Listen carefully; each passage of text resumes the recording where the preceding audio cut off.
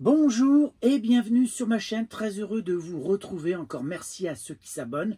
D'ailleurs, quand je regarde un petit peu les personnes qui me regardent, je constate qu'il y a beaucoup plus de personnes qui ne sont pas abonnés, qui regardent mes vidéos, que ceux qui sont abonnés.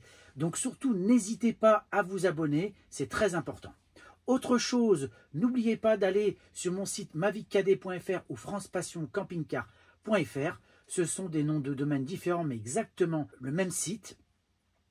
Donc, tuto, test de produits, blog voyage, etc., etc. Donc, allez-y, vous verrez, c'est une mine d'or. Dans cette vidéo, je vais vous donner des conseils et des astuces pour aller en Albanie et au Monténégro. Des choses qu'il faut faire, des choses qu'il faut éviter. Ça va vous permettre un petit peu comme ça de voir ce qu'il en est et surtout d'avoir mon ressenti.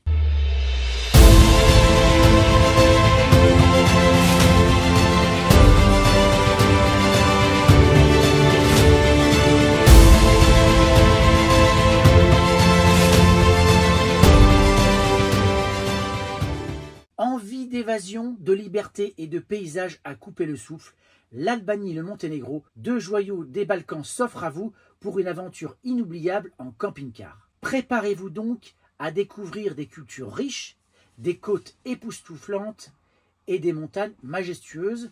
Alors ça, j'en ai vu un tout petit peu au loin, je ne suis pas allé parce qu'en fait j'avais un peu peur des routes. Alors d'abord, je vais parler de l'Albanie qui est le pays des aigles en camping-car. L'Albanie, souvent surnommée le pays des aigles, est une destination qui surprendra par son authenticité et la diversité de ses paysages. Alors, je vous montre là vite fait sur la carte par où je suis passé, un peu la route que j'ai empruntée. En fait, venant de Bretagne, je suis passé un petit peu en dessous de Paris, l'Allemagne, l'Autriche.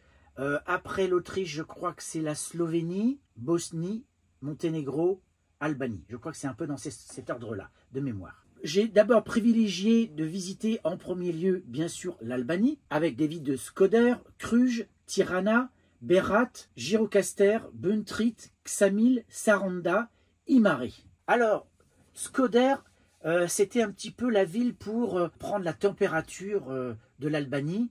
On a trouvé là-bas un camping à la ferme, avec une piscine. Donc c'était vraiment agréable. Le camping en lui-même était plutôt propre. Les sanitaires assez propres d'ailleurs. Électricité. Et on a payé, je crois, 21 ou 23 €, ce qui reste raisonnable. On était tout proche du centre-ville. La ville en elle-même n'a pas un intérêt particulier sur le plan de l'architecture, mais ça nous a permis de nous reposer. Ensuite, on a fait Cluj. Alors Cluj, là, c'était vraiment super joli. Il y a une fortification et puis vous verrez, il y a une rue commerçante très typique. C'est très joli là-bas. Alors à Cluj, je vais regarder vite fait ce que j'ai trouvé. Ah oui, en fait, là, on est allé sur un parking. Alors on peut y rester le jour, mais aussi la nuit. C'est 3 € en journée et 8 € la nuit. Donc c'est un parking qui est surveillé. Il y a un monsieur à l'entrée qui vous aide à vous installer. Et il y a caméra. Après, on a fait Tirana. Alors Tirana, c'est la capitale, un incontournable. Il y a vraiment des choses intéressantes. Il y a un musée, le centre-ville est intéressant. Donc moi, je vous le conseille. Là-bas, on a trouvé une aire chez l'habitant. Vraiment tip-top. Le monsieur super gentil, très agréable, toujours à nous rendre service. Donc derrière la maison, il y a une grande plateforme pavée avec derrière le jardin qui est vraiment très très grand. Alors pour notre chaîne, c'était top. Il a fait installer donc un toilette, une douche. Donc ça, c'est sympa. Donc vous avez l'eau, l'électricité. La nuit, donc 24 heures, 15 €. Et ensuite, pour se rendre dans le centre, il faut marcher. Par contre, il n'y a pas de, contrairement à ce qui est marqué dans Park4Night, il n'y a pas une station de bus juste à côté. Il faut faire 2 km pour récupérer la station de bus et ensuite aller dans le centre. Et le ticket il est vraiment pas cher, je ne veux pas dire de bêtises, mais je crois que c'est 70 ou 80 centimes, un truc comme ça. Donc vraiment très intéressant en termes tarifaires, qui vous emmène dans le centre et qui vous ramène donc sur le point de départ. Donc vraiment chose à faire absolument. Ensuite on a fait Berat. Berat, pareil, c'est aussi un incontournable. Alors Berat, c'est de mémoire, c'est la ville aux 1000 fenêtres, c'est vraiment très joli. Et en plus, il y a un château, je vous conseille d'y aller. Alors certes, à pied, c'est un peu raide, surtout quand il fait chaud. Moi, je sais que j'avais crevé de chaud. parce que ça monte bien. Mais en fait, il y a une petite ville dans le château, c'est habité, il y a des commerces et tout ça. J'ai trouvé ça vraiment mignon. Et là-bas à Berat, on a trouvé un camper stop. En fait, c'est une vraie aire de camping-car. Et là, attendez, j'essaie de trouver. Elle est neuve. Donc, pour 15 €, vous avez une aire avec des tonnelles. Quand il fait chaud, vous pouvez vous abriter. Électricité. Vous avez des douches, mais alors dignes d'un 5 étoiles. Franchement, je crois que j'ai rarement vu des toilettes modernes comme ça et ultra propres, même dans un camping. Donc super, vous avez même un espace, ou même deux espaces, un espace extérieur où vous pouvez manger et un espace intérieur. Donc ça c'est top, et vous pouvez vous faire livrer des pizzas, etc. Donc franchement c'est génial en termes de sécurité, le portail est fermé le soir. Allez-y sans problème, c'est tip top. Ensuite nous avons vu Gyrocaster, qui est aussi pareil, très joli. Alors à Gyrocaster on a trouvé, enfin une aire, façon de parler, c'est un monsieur qui en fait a l'autorisation d'exploiter un terrain en plein centre-ville. Franchement, les sanitaires sont rudimentaires. Certes, c'est propre, mais c'est hyper rudimentaire. Même l'électricité, c'est rudimentaire. Le seul intérêt, c'est que c'est en plein centre. Vous n'êtes pas loin à pied. Vous êtes à moins de 2000 mètres de la citadelle et du lieu touristique. Mais c'est tout. Et c'est cher. Enfin, moi, j'ai trouvé ça cher pour ce que c'était. 18 €. Alors, certes, vous êtes sécurisé. Le portail est fermé, etc. Mais franchement, je trouvais ça super cher. La citadelle est sympa à faire, bon c'est pas non plus ultra ouf, vous verrez à l'intérieur il y a des pièces d'artillerie, du matériel militaire, vous avez une très belle vue sur la ville, et puis avant ça vous avez la vieille ville à visiter, c'est petit mais c'est mignon, donc franchement allez-y. Après on s'est arrêté à Ksamil qui était plutôt central pour faire Saranda et Buntrit. Alors Buntrit c'est un site archéologique qui est assez étendu, au milieu d'une forme de forêt. Alors ça c'est agréable quand il fait chaud parce qu'il faisait vraiment chaud. J'ai trouvé ça moyen, sincèrement. Après quand on a fait des sites comme Pompéi, bah, quand on va sur des sites comme Abuntrit, vous trouvez ça franchement moins bien. C'est 10 €.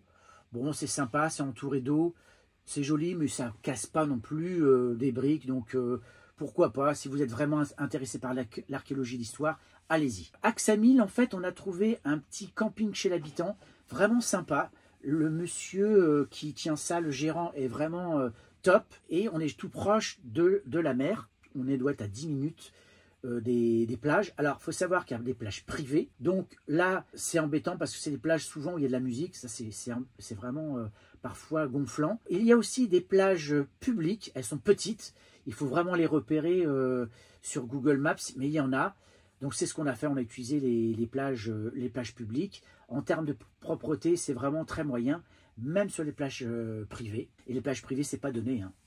De mémoire, je ne sais plus combien c'était, mais je crois que c'est dans les 10 ou 15 € les deux fauteuils plus le parasol. Ça, c'est pour Ksamil. Par contre, il y a un petit centre qui est sympa. Hein. C'est une ville très touristique, qui est très jeune, mais que j'ai trouvé quand même malgré tout assez familiale. Donc la balade à faire le soir est vraiment sympa. Il y a plein de restaurants. Sinon, de là, vous pouvez partir et prendre le bus pour aller jusqu'à Saranda, qui est une ville ultra bétonnée. D'ailleurs, c'est un peu le problème de la côte albanaise. Quand vous êtes dans l'intérieur, les villes sont sympas, sont jolies, il y a du caractère, elles ont du cachet et souvent, il y en a beaucoup qui sont classées au patrimoine mondial de l'UNESCO. Par contre, sur la côte, comme il n'y a pas grand-chose, c'était peu construit, ils ont construit et c'est bétonné. Donc, si vous voulez profiter de la mer, vous profitez de la mer. C'est vrai qu'elle est agréable, l'eau elle est à 25 degrés, mais le cadre lui-même n'est pas ultra joli. Donc Saranda, il y a donc c'est une grande ville hein, au bord de la mer. Les plages, je les ai trouvées un peu plus propres. Il y a plus de place au niveau des plages privées. Elles sont plus grandes. Il y a une belle promenade à faire avec plein de commerces, de restaurants, etc. Mais ça n'a pas vraiment de charme. Et enfin, on a terminé par Imare, qui est pareil, une petite ville balnéaire. Alors vous avez dans l'intérieur à peu près 2 km le vieux Imare, qui est en partie abandonné. Il y a une citadelle en hauteur. Moi, je ne suis pas allé parce que c'était assez haut. Il faisait très chaud, j'avais pas envie d'y aller. Et la partie ville balnéaire, bon, elle n'a pas plus de charme que ça. On a des belles plages, les plages sont plutôt sympas, il y a aussi des plages privées et des plages publiques. Et là, par contre, vous avez des vrais campings, vraiment des campings comme on peut trouver un peu partout en Europe. Là, j'ai dû payer de mémoire 23 ou 28 €. électricité inclus. Alors, il faut savoir, dans ce camping, il n'y a pas de plateforme. D'ailleurs, il y en a très peu, en fait, des plateformes pour faire les vidanges des eaux usées. Vous pouvez faire les vidanges des eaux noires, donc des toilettes. Les douches étaient assez propres et le camping est plutôt bien placé parce qu'en fait, vous traversez la rue et vous êtes sur la plage. Donc voilà pour l'Albanie. Donc la Riviera albanaise, ça reste quand même un indispensable. Hein. De Vlora à Saranda, vous longez une côte qui est quand même plutôt jolie avec des plages et des galets avec des eaux cristallines. Par contre, c'est quand même bétonné. Ksamil et Saranda, les plages sont vraiment paradisiaques pour se détendre. Alors maintenant, je vais parler de l'état des routes et de la conduite. Donc là-dessus, l'Albanie a fait d'énormes progrès en matière d'infrastructures routières ces dernières années, notamment sur les axes principaux et les routes touristiques. Alors, l'état des routes. Les routes principales sont généralement en bon état, mais attendez-vous à des routes secondaires et des routes de montagne plus sinueuses, parfois non pavées ou avec des nids de poules. Alors là, il y en a un paquet. Donc la prudence est vraiment de mise, parce que notamment dans le nord de l'Albanie, on s'est tapé des routes catastrophiques. Limite, il aurait fallu être en 4x4, donc on est quand même passé, mais c'était vraiment abominable. Autant le reste, moi j'ai trouvé que ça allait. Toutes les routes principales, franchement, elles sont en bon état, sauf les autoroutes proches de la capitale, où là, je vous conseille, quand vous les prenez, de vous mettre sur la file de gauche, la partie droite, tout est défoncé. Il n'y a pas d'autoroute payante, sauf un tout petit bout quand vous partez vers le Monténégro. Vous prenez par la côte, là il y a un tout petit bout qui est payant, mais c'est pas très cher. Qu'est-ce que je pourrais vous dire là-dessus? Si, la conduite. Alors la conduite en Albanie, elle est vraiment vivante. Hein. C'est le moins qu'on puisse dire. On m'avait parlé d'Italie que j'ai faite et c'est vrai que ça pouvait être un peu chaud, mais alors là on est un cran au-dessus. En fait, c'est des cinglés. Ils roulent comme ils en ont envie. Les panneaux de limitation de vitesse, ils s'en fichent complètement. Si c'est à 40 ou 60, ils vont rouler à 80, 100, s'ils en ont envie. Donc, attendez-vous à des dépassements très audacieux, voire des surdépassements. C'est-à-dire que vous voyez une voiture qui est comme ça, il y en a une qui double et vous en avez une troisième qui va doubler aussi. Autre chose, ils s'arrêtent quand ils en ont envie. Ils ont envie d'aller dans un magasin, ils plantent leur voiture là où ils en ont envie. Et peu importe si ça gêne la circulation. Donc, restez vigilants, ne paniquez pas et adaptez-vous à leur conduite. Le prix du gasoil. Alors là, moi, j'étais étonné, je m'attendais à avoir un prix largement inférieur à ce qu'il y a en France. Et ce n'était pas du tout le cas. Il faut compter 1,70, 1,73. Je l'ai tapé à 1,59 une ou deux fois, mais c'est plutôt rare. Par contre, il y a de nombreuses stations-service, donc là, pas de souci. Vous pouvez aussi trouver de la Diblu. Maintenant, au niveau du change, alors là, c'est le lait. Alors attention, lorsque vous retirez des euros, notamment au distributeur, ça coûte très cher, c'est 19%. Donc allez dans les banques, ça vous coûtera nettement moins cher. Alors les campings, il y a beaucoup de campings chez l'habitant. Les tarifs, c'est entre 15 et 23 euros. Ils sont plutôt corrects, voire très corrects, notamment l'aire de Berat. Le coût de la vie, il est quand même moins cher qu'en France, sauf le carburant. Alors pour vous donner un ordre d'idée, une boule de glace, en France, c'est à peu près 2 euros. Là-bas, c'est 1 euro. Ah, vous allez au restaurant, vous voulez prendre une bonne pizza bien garnie, vraiment la grosse pizza, vous êtes à 8 euros. Donc ça reste quand même, je dirais, 30 à 40% moins cher. Les chiens. Alors les chiens, ils ne sont pas acceptés dans les bus. En tout cas, là où on est allé, on nous a déconseillé d'aller dans les bus parce qu'ils seraient certainement refusés. Pareil sur certaines plages. Il y a des plages où ils ne veulent pas de chiens. Et en fait, ils ont peur des chiens. On s'en est rendu compte. Ça a été une surprise. Les gens souvent évitent et se détournent. Maintenant, parlons de la propreté. Et là, c'est une catastrophe. Moi, je dirais que même que l'Albanie, c'est une déchetterie à ciel ouvert. Pourtant, on m'avait dit que particulièrement sur les sites touristiques, ils faisaient très attention. Et même là, je n'ai pas trouvé. On a pu voir des conteneurs avec des poubelles à côté, alors que le conteneur n'était pas plein. Et alors, en dehors des sites touristiques, alors là, c'est la catastrophe. Ils jettent tout par-dessus les fenêtres. Il y en a dans les fossés, il y en a partout. Ça m'a un peu déçu. C'est un petit peu le regret que j'ai là-bas. C'est ce manque d'hygiène, notamment au niveau des déchets. Parlons maintenant de la gentillesse du peuple albanais. Et là, ils sont vraiment au top. J'ai fait plusieurs pays et jusqu'à présent, je trouvais que c'était plutôt les Portugais qui étaient vraiment avenants, gentils, etc. Et bien là-bas, c'est un cran au-dessus aussi. N'hésitez pas à vous aider, n'hésitez pas à venir vers vous pour discuter, pour échanger. Ils sont prêts à vous aider. D'ailleurs, dans un camping, c'était à Ksamil, où j'étais embêté avec, j'avais besoin d'un collier parce que j'avais un petit souci au niveau d'un kit que j'avais mis au niveau de l'eau. Et ben le monsieur, il a pris sa mobilette, il est allé dans le centre-ville et m'a acheté le collier dont j'avais besoin. Il n'a pas hésité une seule seconde. Vraiment, chapeau les Albanais, vous êtes vraiment un peuple très très accueillant. Autre chose, l'Internet. Alors l'Internet, moi j'ai pris un forfait en France chez Sosh qui coûte 39 € pour 120 gigaoctets et qui vous permet d'être tranquille parce que il faut savoir que si votre abonnement n'est pas prévu pour le Monténégro, enfin les Balkans, ça vous coûte de mémoire, je crois que c'est 13 € le mégaoctet. Autant vous dire que ça fait très mal. Sinon, eh bien, ce que vous faites, vous arrivez dans le pays, bien sûr, avec la data coupée, enfin tout coupé, et là vous pouvez prendre des cartes SIM qui sont nettement moins chères. Je pense que pour le même gigaoctet, c'est-à-dire 120 gigas ou 200 gigas, vous pourrez trouver avec 20 €. C'est vraiment pas excessif. Sinon, regardez votre forfait. Je sais que Free fait l'Albanie, fait le Monténégro, les Balkans. Par contre, la data, je ne sais pas, je crois que c'est 15 gigas ou 20 gigas en fonction de votre forfait. Donc ça, c'est pour l'Albanie. Maintenant, le Monténégro, qui est la perle de l'Adriatique en camping-car. Le Monténégro, c'est petit mais incroyablement diversifié, qui est un concentré de beauté naturelle avec ses bouches profondes, ses montagnes imposantes et son littoral charmant. Alors, dans ce qu'on a visité, il y a les Bouches de Kotor, qui est vraiment magnifique. C'est un incontournable. Ce fjord du sud est l'une des plus belles baies du monde. Kotor elle-même est une ville médiévale fortifiée. Son centre historique est un labyrinthe de rues pavées et de places charmantes.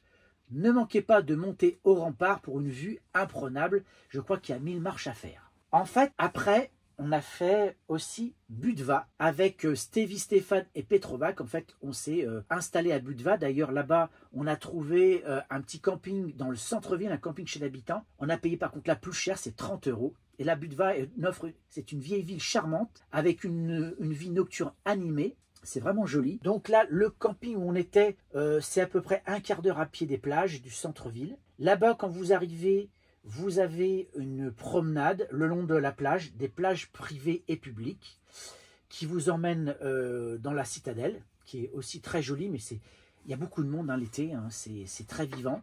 Vous avez même des restaurants pieds dans le sable.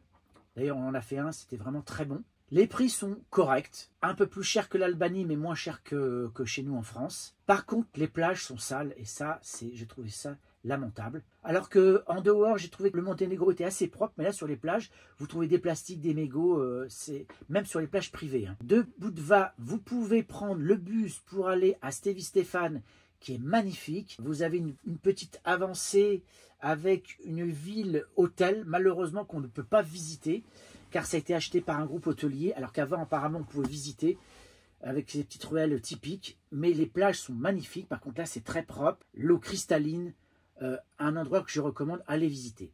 L'autre endroit, c'est Petrovac, qui est aussi une ville charmante, avec pareil des petites plages. Je crois que le sable, c'est du sable rose. Il y a une petite promenade, c'est joli. Il y a au bout, il y a un vestige d'une citadelle. Vous verrez, c'est magnifique. On a une vue extraordinaire. Là aussi, allez-y. Moi, ça m'a vraiment plu. Vous avez donc des bus qui vous y emmènent. Alors là, par contre, le ticket de bus était un peu plus cher. On est à 3,50 € le trajet. Donc, ça fait 7 €. Donc, c'est pas donné. On n'a donc fait qu'une petite partie du Monténégro, mais on a été franchement émerveillé. L'état des routes. Alors, le Monténégro a également bien développé son réseau routier, mais comme en Albanie, il faut être prudent, notamment parce qu'il y a beaucoup de virages et que là-bas, ils peuvent parfois rouler un petit peu vite. Encore que, moi, j'ai trouvé que ça allait. Les routes principales sont plutôt bonnes, surtout les routes côtières emmenant aux grandes villes qui sont vraiment en bon état. Alors, les routes de montagne peuvent être parfois étroites, sinueuses, avec des portions parfois non goudronnées, mais moi je ne les ai pas vues. Et c'est plutôt quand même bien entretenu quand même. Là-bas, les habitants du Monténégro sont quand même prudents, j'ai trouvé personnellement, au niveau de la conduite. Ils respectent quand même plus la réglementation qu'en Albanie. Alors la bonne surprise, au niveau du gasoil, il est moins cher que chez nous en France. Il était à 1,36 €. Donc ça, c'est plutôt une bonne surprise. Le réseau de stations-service, il est très bien développé, il n'y a pas de souci. Alors là-bas, par contre, au niveau des chiens, ils ont l'air d'être plus acceptés. Et d'ailleurs, les gens font facilement vers les chiens. Donc j'ai trouvé que c'était plutôt sympa. Alors, bilan et conseils. Ce qu'il faut retenir. Il y a beaucoup de camping chez l'habitant avec un tarif entre 15 et 21 €. La nature là-bas est relativement préservée. Vous pouvez avoir un accès assez sympa est direct à des parcs nationaux magnifiques et des paysages grandioses. Alors nous, on a évité la montagne parce qu'on avait un peu peur des routes, mais finalement, on aurait pu y aller. Le coût de la vie est très très abordable, qui est largement inférieur à celui de l'Europe, que ce soit l'Albanie, surtout l'Albanie, et un peu moins, mais quand même, ça reste intéressant, le Monténégro. L'hospitalité, il n'y a rien à dire, ils sont vraiment super gentils, que ce soit en Albanie ou au Monténégro. Donc ça reste des destinations encore assez authentiques, moins massifiées que d'autres destinations européennes. Elles offrent une expérience de voyage plus authentique, mais il y a des inconvénients et des points à considérer. Les infrastructures pour camping-car, elles sont beaucoup quand même moins développées qu'en Europe. Vous voyez, dans les campings, on n'a pas ces plateformes, notamment pour faire les vidanges. Donc, vous êtes obligé de faire ça avec des bassines. Les campings sont quand même moins nombreux. Par contre, le sauvage est quand même beaucoup plus toléré. Donc, essayez quand même de vous préparer à avoir un peu plus d'autonomie, surtout si vous voulez faire du sauvage. Vous avez des applications comme Park4Night qui sont assez utiles, notamment pour trouver des spots. La conduite locale, comme je dis, elle nécessite une adaptation, une vigilance constante. Les routes sont plutôt bonnes dans ces deux pays. La langue, c'est l'anglais, qui est principalement utilisé. Il n'y a pas de souci particulier. Ils arrivent à se débrouiller. En termes de sécurité, on ne s'est pas senti en insécurité. Donc, comme partout, il faut faire preuve de bon sens. Ne laissez pas d'objets de valeur en vue. Mais là-dessus, on s'est vraiment senti bien. D'ailleurs, c'est un pays, notamment l'Albanie, qui est musulman. Donc là-bas, en général, c'est très mal vu les vols. Donc, en définitive, un voyage en camping-car en Albanie et au Monténégro est une expérience enrichissante, mémorable. C'est vraiment un appel à l'aventure et à la découverte de paysages bruts et de cultures très intéressantes. Avec un peu de préparation et un esprit ouvert, vous reviendrez la tête pleine de souvenirs inoubliables. Alors n'hésitez pas à y aller. Donc au final, on reviendra au Monténégro, c'est sûr. L'Albanie, on l'a trouvé sympa, mais un peu moins quand même que le Monténégro et que la Croatie, même si on a vu de très belles choses. Et donc, quand on a fini, nous, le Monténégro, on est passé par la Croatie, on a fait 2 arrêts. Et là, quelle surprise au niveau des tarifs, mon Dieu, mon Dieu, mon Dieu. J'ai pas fait attention, c'est à Omis. On est allé dans un camping, j'ai dit, on va prendre 2 nuits. Je savais que c'était un camping qui était 3 ou 4 étoiles, mais j'ai pas fait gaffe aux tarifs. Et on payait, là, ça pique, quoi. 2 nuits, 241 €. Un peu plus de 120 € la nuit. Alors certes, on était bien placé, on était au bord de la plage, l'emplacement était suffisamment grand, on avait pris l'électricité, mais au-delà de ça, les sanitaires étaient très moyens, il y avait une petite piscine qui est vraiment toute petite. Non, franchement, ils vous assomment, c'est clair. Et d'ailleurs, on avait à côté de nous un couple de Suisses qui nous disait que pourtant, alors que la Suisse est réputée pour être très chère, ils trouvaient que les prix en Croatie étaient plus chers. Et d'ailleurs, on est allé faire quelques courses et c'est vrai que c'était un peu plus cher que chez nous. Donc ça, moi j'ai trouvé ça étonnant, encore que j'avais entendu parler que l'année dernière, les Croates avaient vu un peu moins de touristes, je crois que c'était 16% en moins. Et d'ailleurs, le ministre du Tourisme avait demandé d'essayer de faire un effort au niveau des tarifs. Et c'est vrai que là, c'est des grands malades. La Croatie, c'est une destination qui va être vraiment pour les gens qui ont des moyens. Et on a terminé par un incontournable, parce qu'en fait, on n'a pas pris la même route qu'à l'aller. Donc, étant donné qu'on est passé par la Croatie, par la côte, on est passé donc par Venise et on a terminé par Venise. Donc, voilà un petit peu pour vous faire le point. N'hésitez pas à liker, partager, commenter. Si vous voulez me poser des questions, allez-y, je répondrai avec plaisir. Je vous dis à très bientôt pour une prochaine vidéo. Ciao!